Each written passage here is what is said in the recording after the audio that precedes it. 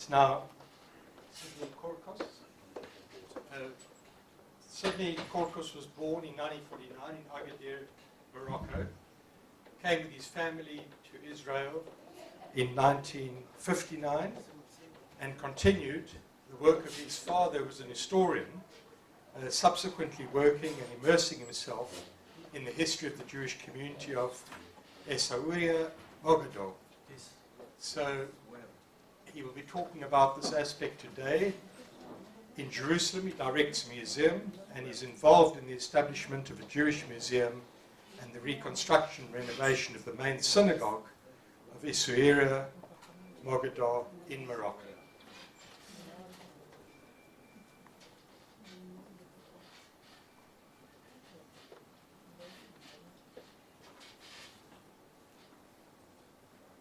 I think because they have to...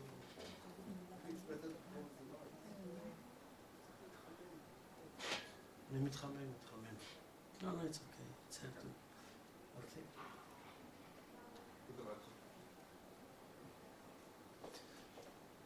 אוקיי, עד שזה קצת יתחמם, בגלל שהוא קיבע את זה, רציתי קודם כל, אני אדבר באנגלית, כי חשבתי בגלל המקום כדאי יותר נכון יהיה לדבר באנגלית, למרות שזאת לא שפת האם שלי, אבל רציתי להודות באמת למארגנים ולוועדה שהסכימה לקבל את הרצאתי, למרות שאני לא מה שנקרא ברנצ'ה האקדמית, ואני לא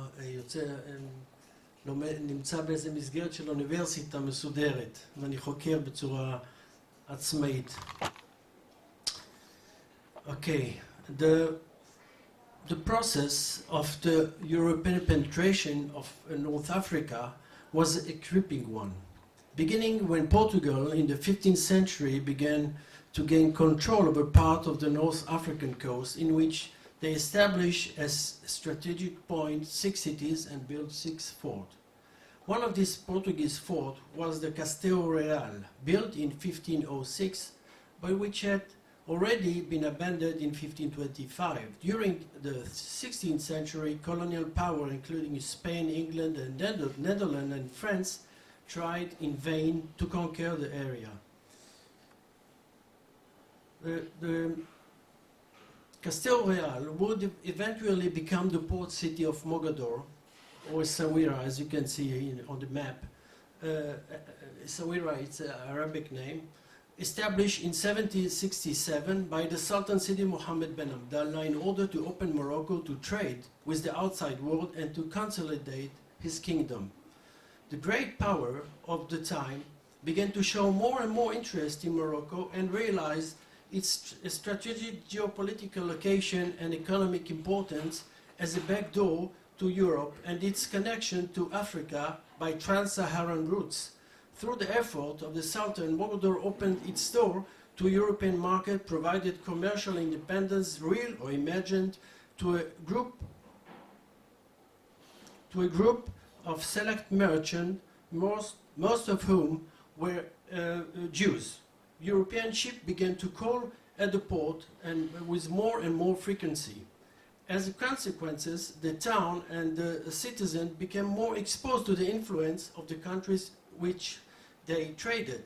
The power took full advantage of the opportunity thus offered, allowing each of them in turn to penetrate into the region and to enhance the influence by opening consulate, introducing the culture and language, and thus competing for hegemony in the city. The first consulate to open in Mogador was that of Denmark in 1765 already, and then closely followed by the consulate of France, England, Germany, United States, Brazil, Portugal, Italy, Netherlands, and the Austro-Hungarian Empire. So many consulates in a very small city. Many Jews who had controlled the trade from the outset were appointed consul, vice-consul, or translator for this foreign consulate. As a result,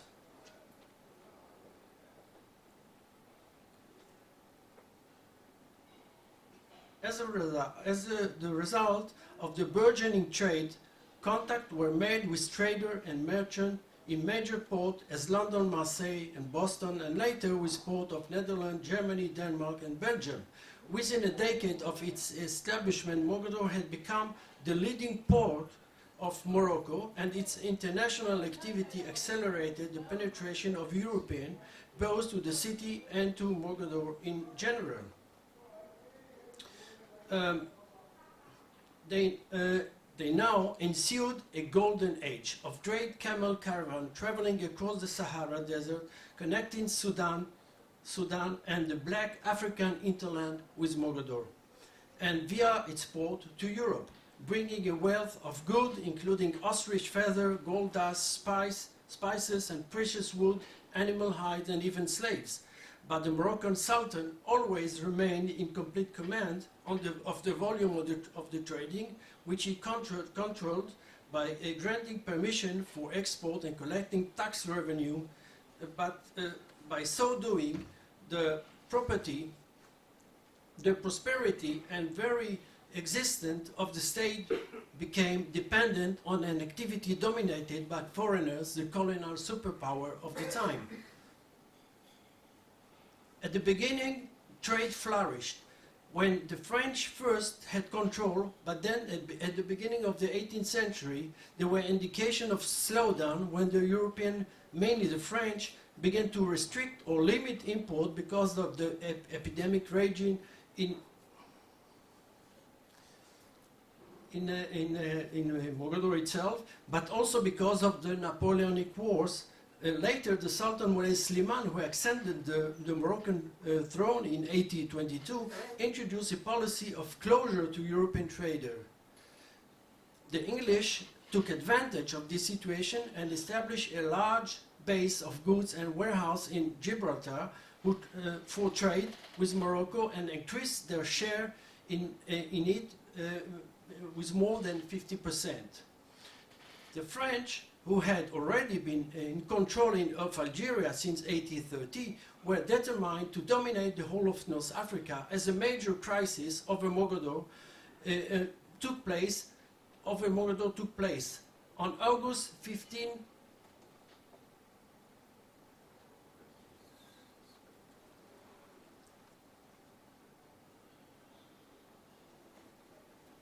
Okay.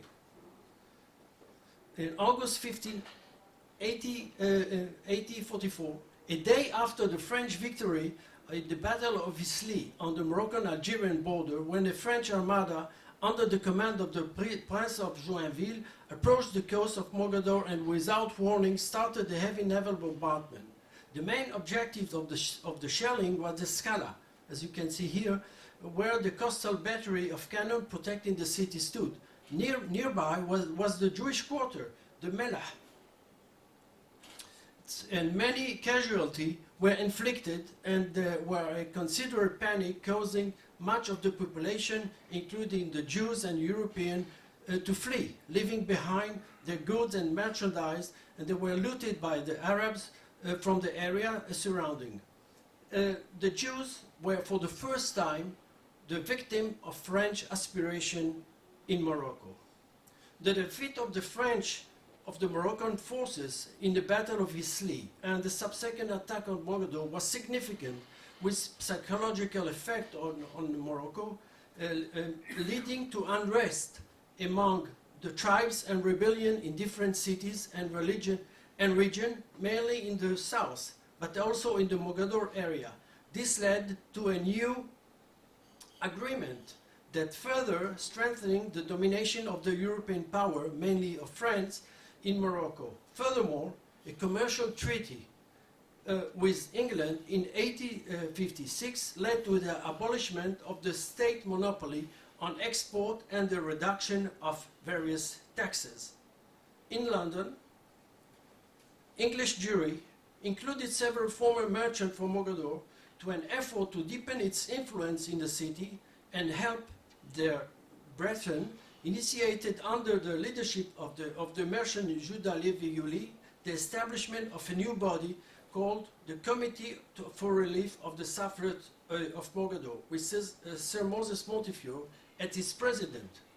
The committee collected money, food and clothing, which was sent to Mogador after the event of 1844. The philanthropic institution, together with the Board of Deputy of British Jew and the Anglo-Jewish Association of the Morocco Famine Relief Fund, and with the support of the British government, served as the colonial tools for deepening English influence. By 1876, were more than 220 British citizens in the city, many of whom were Jewish families engaged in commerce.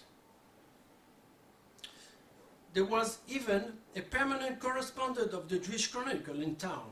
The exciting visit of Moses Montefiore in the city in 1864 increased more the English influence in contrast of the quick and not inspired visit of the French Baron Edmond de Rothschild 25 years later. In Mogador, a new oligarchy of wealthy merchant and trading agents grew up toward the mid of the 19th century. The Jews, Christians, and a few Muslims were for the most part under the protection of one of the superpowers.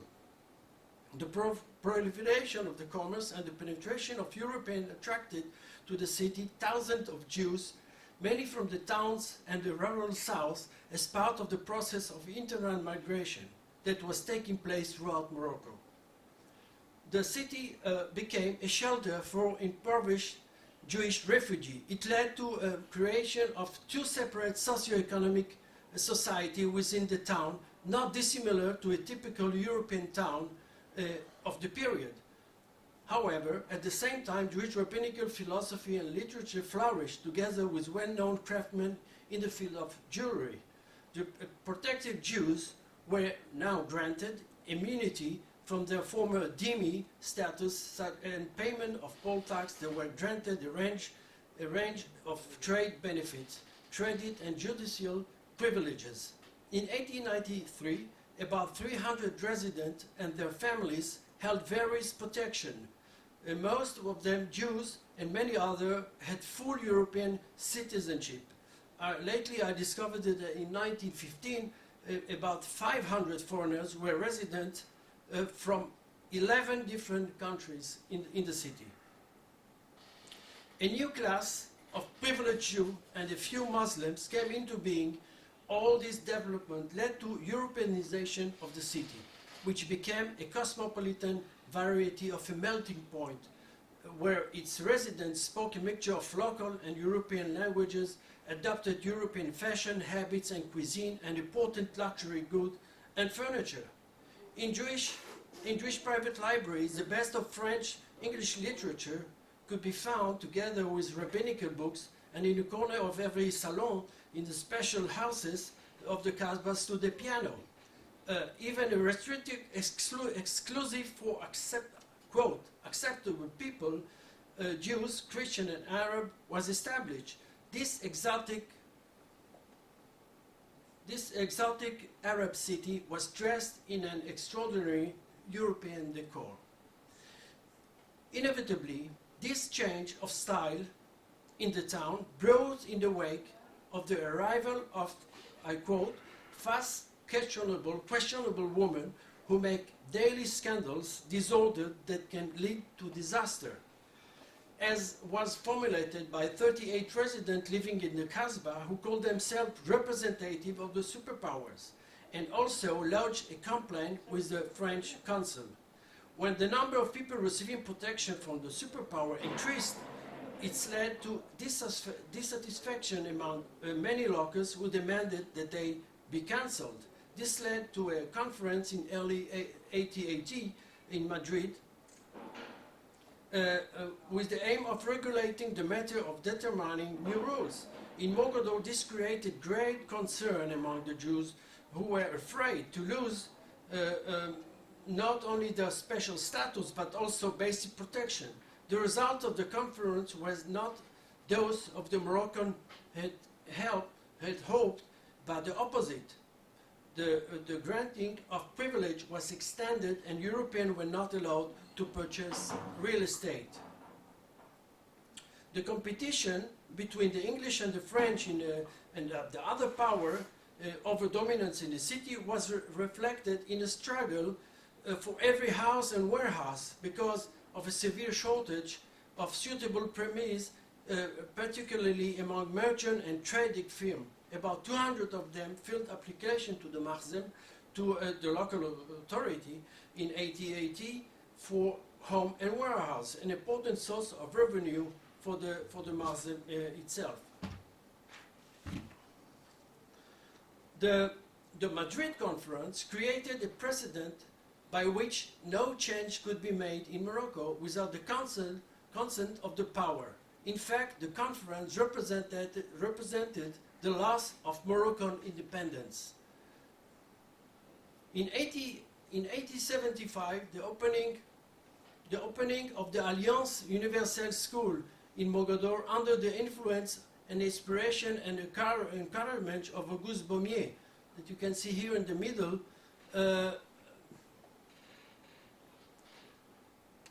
introduced French culture and language in the city, was a significant event. It had a revolutionary and historical importance for the community in general and the Jewish educational system of the city in particular, due to the possibility of acquiring general knowledge and foreign languages.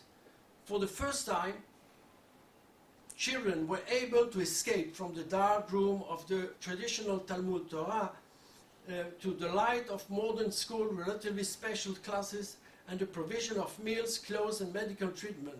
The school graduate could now get jobs in European companies. Following the Alliance, an English school founded by Stella Corcos in 1880, she was my great-grandmother, opened its door with the support of the Anglo-Jewish Association. It was very successful and dominant, so not only affected generation of girls and their family, but deeply influenced the city as a whole by introducing English culture and language, thus giving the city its English character, even many years after the school was closed in 1915.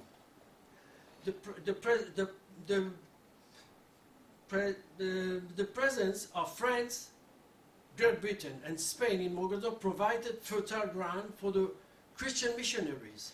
For the first time, the Franciscan arrived in 1875, and then the Anglican mission sent by the London Society for Promoting Christianity among Jews, who saw their mission as a cultural one, a religious duty, and a positive moral step by bringing Christianity to indigenous people outside Europe. It turned out that they were wrong. Because the activity in fact failed, and thanks to the steadiness of the city Jewish community leaders and rabbis, most who were not tempted by the benefit offered by the missionary, and they boycotted the head of the mission, Ginsburg, Serbiv, and Miskovich, confronted them, wrote petition to the governor, the council, and even to the Sultan. The influence of the protecting countries was so strong among the protected Jews that even the flag of one of a protecting power was added to the ketubah, the marriage certificate of young couples. As you can see here, different European or even the American flag in the ketubah in Mogador.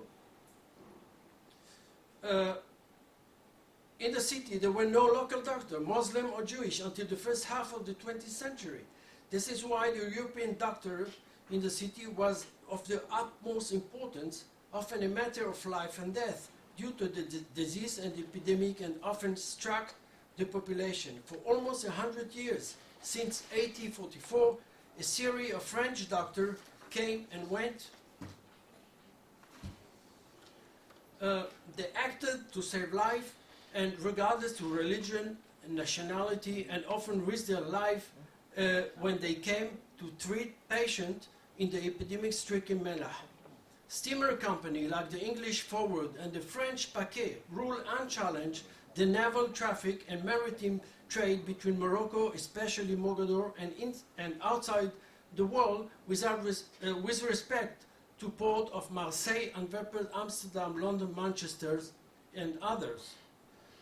Many wealthy Jews, and especially the merchant, not only used the service of this company for the import-export business, but also invested in stock belonging to this company. Another colonial aspect in the city was the establishment of independent postal bureau by the superpowers. In Mogador, 6 of them opened their door: the Spanish post in 1871, the English in 1886, the French in 1893, later the German, and most the initiators were Jewish merchants who were holders of protection titles from one of the European powers. With the signature of a convention in April 1904, with the English recognizing the preeminence of France in Morocco and the geopolitical changes, the takeover of France in Morocco became a fait accompli on the 30th of May 1912, when the French protectorate over Morocco took place with the signing of an agreement between the country known as the French Protectorate of the Sherifian Kingdom. This radical change immediately began to affect the Jewish community of Mogador, although the French influence on Morocco in general and Mogador in particular had begun long before with the opening of the Alliance School.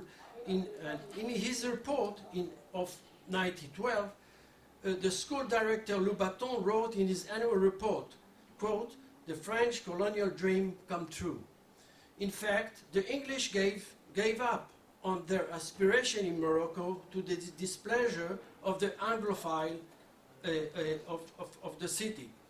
In England, Moses Aflalo, a certain agent from Mogador, wrote a book, The Truth About Morocco, in an endeavor to explain how wrong it was of the British government, as he said, to abandon Morocco. The weakening of the power, authority, and initially of the Marzem to cope with the challenge of colonialism led to the further impoverishment among many Jews who had important trade arrangements with the local royal family. The massive entry of the French in the city marked for many merchants and citizens the end of an era which they had to get used for the better and the worse. Many went bankrupt, and the port that dominated 60% of the trade in Morocco represented now only about 15%. The French took over control of the community and appointed a new council that immediately contacted the leader of the Jewish community, which at the time consisted half of the city residents. They requested immediate renovation, repair, street, and general improvement in the city. For the first time, in the Kasbah, lighting was installed and the street houses were given numbers, and the hospital for chronically ill was set up. This period in Mogador, in which a new middle class of Jew rose, was a kind, I call it, La Belle Époque. The French colonial regime in Morocco recognized the management of Jewish communities so that they would enjoy welfare and freedom of worship. In Mogador, the rabbinical court enjoyed complete independence on matrimonial matters, real estate, fund, and personal conflict. The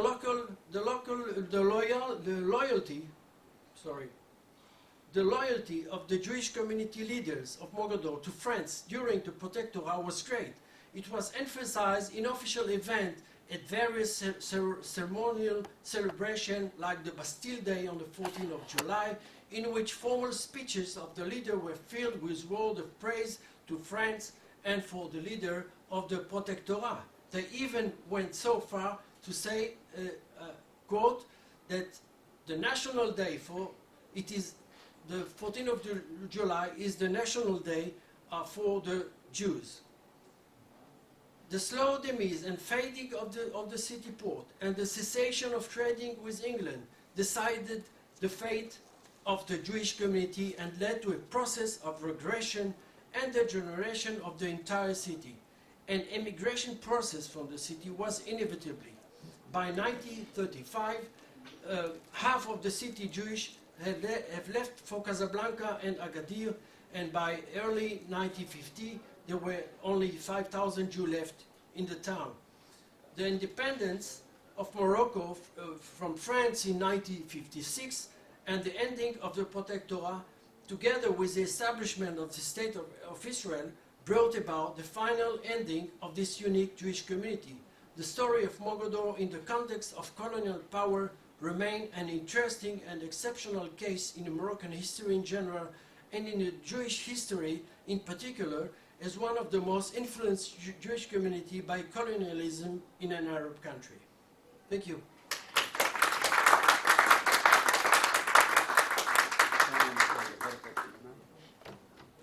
We have time for a couple of questions just before we break for our next tea. Please direct the question at the speaker will receive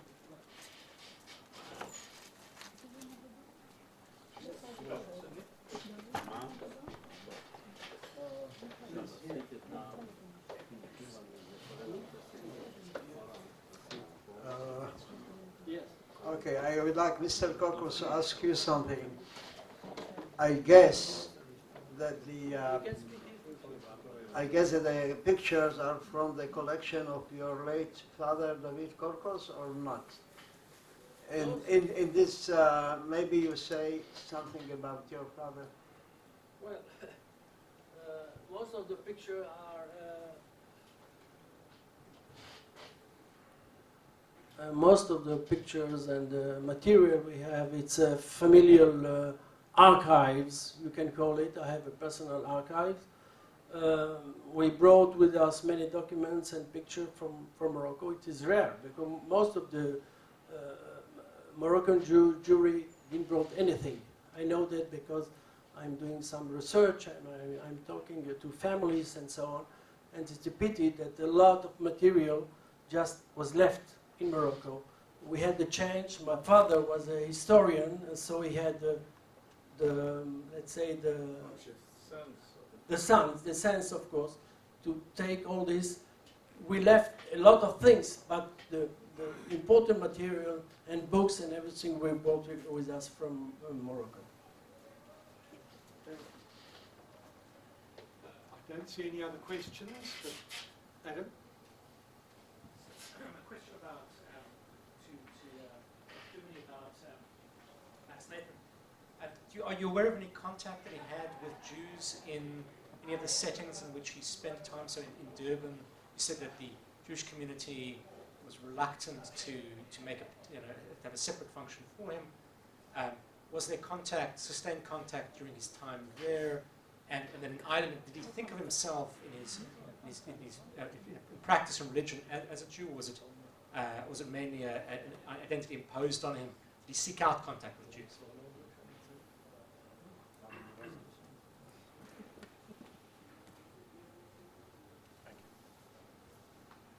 No, he didn't. He never denied his Jewish identity. He tried to keep a middle road between an identification with the Jewish community and a denial of his personal identity. Hence the ambivalent and neutral relationship in Durban. I didn't have enough time to talk about the other places in Africa where he had governed, but there were Jews involved in West Africa.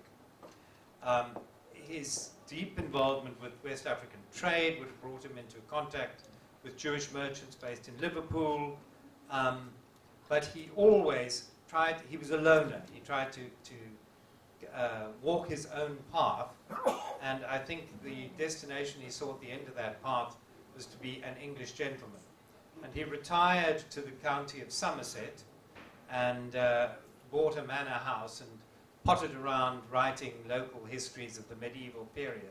And to every intents and purposes, except for the fact that he was buried in the Jewish cemetery in Willesden in London, he was an English gentleman.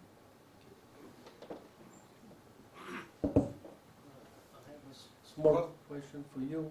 Is this Nathan was the famous Nathan family related with the Montefiore family in London?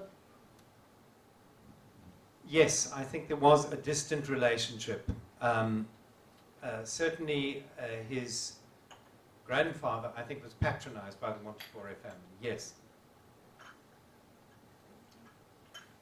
Well, thanks to all our speakers. And we'll be back as scheduled on the program 10 minutes later.